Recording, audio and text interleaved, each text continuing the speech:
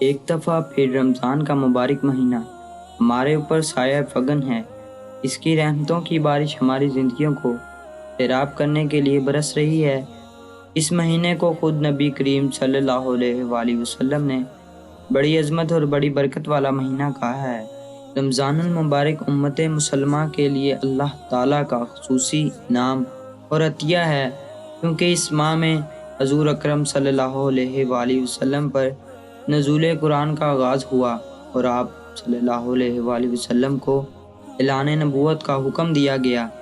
جب اللہ تعالیٰ نے اس ماہ میں اپنی آخری کتاب شریعت کے نزول کا آغاز کیا اور اپنے آخری پیغمبر حضرت محمد صلی اللہ علیہ وآلہ وسلم کو نبوت اور رسالت کے اعلان کا حکم دیا، تو تا قیامت امت مسلمہ کو ان خصوصی انعامات پر بطور شکریہ ایک ماہ روزہ رکھ کر جشن منانے کا حکم دیا۔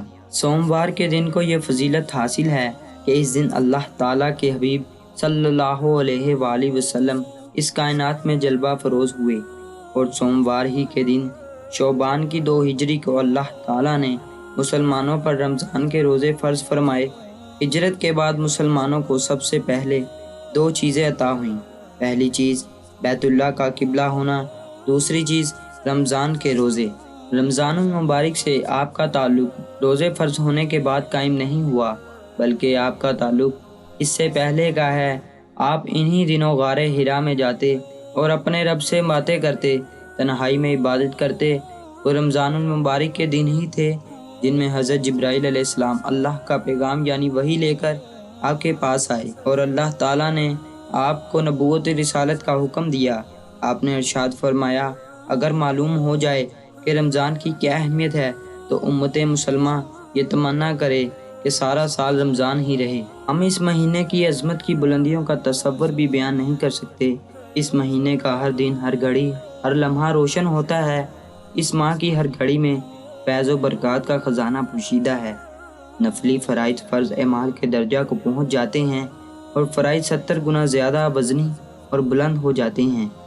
جیسے ہی رمضان کا مبارک مہینہ آتا ہے، جنت کے دروازے کھول دیے جاتے ہیں، رحمتوں کی بارش شروع ہوتی ہے، ایک پرسکون سی فضا ہر طرف چلتی ہے، نیکی کے راستوں پر چلنے کی سہولت اور توفیق عام ہو جاتی ہے، جہنم کے دروازے بند کر دیے جاتے ہیں، شیطانوں کو زنجیروں میں جکڑ دیا جاتا ہے اور برائی پھیلانے کے مواقع کم سے کم ہو جاتے ہیں۔ رمضان میں شیاطین کو جکڑ کر انسانوں کو اپنے در پر بلا کر تربیت کا اہتمام کیا جاتا ہے، تاکہ غفلت کے تاریک پردے دور ہو جائیں اور انسان اپنے رب کے قریب ہو جائے۔ یہی اس زندگی کا اصل مقصد ہے۔ نبی کریم صلی اللہ علیہ وآلہ وسلم نے ارشاد فرمایا، اس شخص کو جو رمضان المبارک میں روزے رکھے گا اور راتوں میں نماز کے لیے کھڑا رہے گا، اس کے سارے اگلے پچھلے گناہ معاف کر دیے جائیں گے۔ یہ مہینہ اس لیے بڑی عظمت اور برکت والا ہے کیونکہ اس مبارک مہینے میں قرآن مجید نازل کیا گیا، یعنی نزول قرآن شروع ہوا یا پورے کا پورا لوح محفوظ سے اتار کر جبرائیل علیہ السلام کے سپرد کر دیا گیا۔ اس ماہ میں اللہ تعالیٰ نے ہم جیسے انسانوں کی رہنمائی کے لیے سامان عطا فرمایا، ہماری سوچ اور عمل کی راہ روشن کی، صحیح اور غلط میں فرق کرنے کے لیے ایک جامع محفوظ کتاب نازل کی۔ یہ اس وقت ہوا جب رمضان کی ایک صبح سحر کے وقت کلام الہی کی پہلی کرن نے محمد مصطفیٰ صلی اللہ علیہ وآلہ وسلم کے دل کو منور کر دیا۔ قرآن مجید اللہ تعالیٰ کی نعمتوں میں سے سب سے اعلیٰ اور عظیم نعمت ہے۔ ہمارے اوپر اللہ تعالیٰ کی بے شمار نعمتیں ہیں۔ یہ دنیا اور دنیا کی ہر نعمت جو اللہ کی طرف سے ہے بس اسی وقت تک ہماری ہے جب تک سانس آ رہی ہے۔ آخری سانس نکلی تو زندگی کے سارے لمحات بھی ختم اور دنیا کی ساری نعمتیں بھی ہمارے لیے ختم، لیکن قرآن مجید وہ واحد نعمت ہے جو ہمیشہ باقی رہنے والی ہے، اس لیے یہ دنیا کی تمام نعمتوں سے زیادہ قیمتی ہے۔ جس رات یہ نازل ہوا اسے لیلۃ القدر کہا گیا۔ اس رات کی فضیلت باقی راتوں سے کئی گنا زیادہ ہے، جو رمضان المبارک کے آخری عشرے میں آتی ہے، اور اسی رات حکمت کے فیصلے بھی ہوتے ہیں۔ نبی کریم صلی اللہ علیہ وآلہ وسلم رمضان آنے سے پہلے اپنے صحابہ کو مخاطب کر کے اس مہینے کی عظمت اور برکت بیان کرتے اور اس کی برکتوں کے خزانوں سے اپنا بھرپور حصہ لینے کے لیے محنت اور کوشش کی تاکید فرماتے۔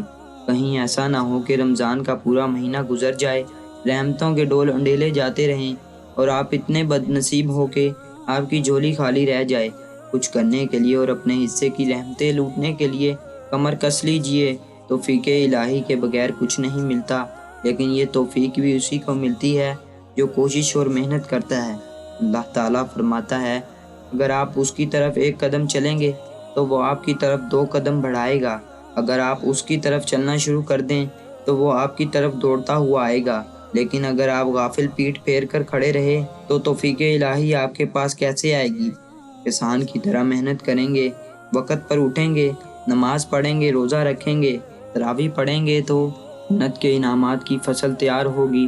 لیکن اگر دل پتھر کی طرح سخت ہوں گے اور غافل کسان کی طرح سوتے رہیں گے تو روز و تراویح اور رحمت و برکات کا سارا پانی بہہ جائے گا اور آپ کے ہاتھ کچھ نہ آئے گا۔